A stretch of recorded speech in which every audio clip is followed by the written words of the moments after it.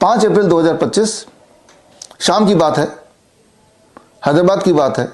विनय कुमार 21 साल का नौजवान इंजीनियरिंग का छात्र, खेल के मैदान में अचानक मौत हो गई। देखिए ये वीडियो।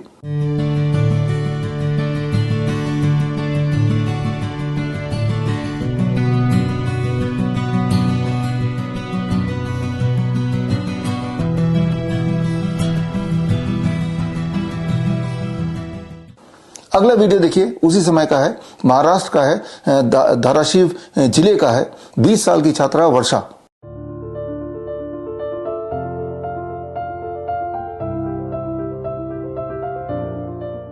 स्टेज पे भाषण देते हुए गिरी, मौत हो गई।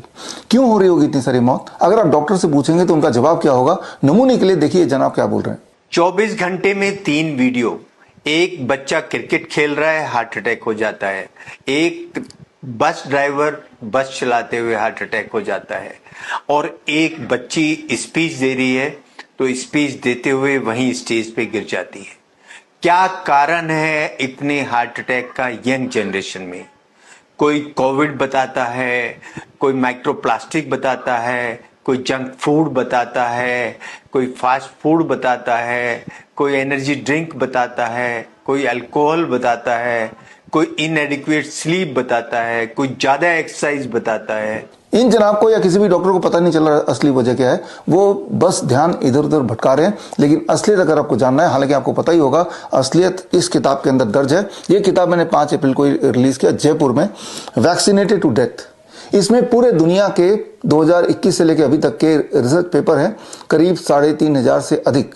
और वो सारे रिसर्च पेपर अगर आप पढ़ेंगे तो क्लियर है, कोई कंफ्यूजन नहीं है। इस तरह की मौत का एक ही एक कारण है, वो है 2 खुराक जो आपने लगाए, 2 कोविड वैक्सीन लगाए। यानी कि वो डॉक्टर जिन्होंने तब आपको बहकाया, झूठ बोल के 2 खुराक लगाए, वो तब भी आपको झूठ बोल रहे थे और आज भी आपको झूठ बोल रहे हैं। अब सवाल यह है कि वो सारे डॉक्टर, सफेद कोट डॉक्टर, जो तब आपको गुमराह करके 2 खुराक लगाने को मजबूर किया, और आज भी जब उसका कॉन्सिक्वेंसेस आप झेल ही रहे हैं, तो आज भी वो सच नहीं बता रहे। ऐसे डॉक्टरों पर कैसे आप भरोसा कर सकते हैं अपने किसी भी बीमारी के इलाज के लिए?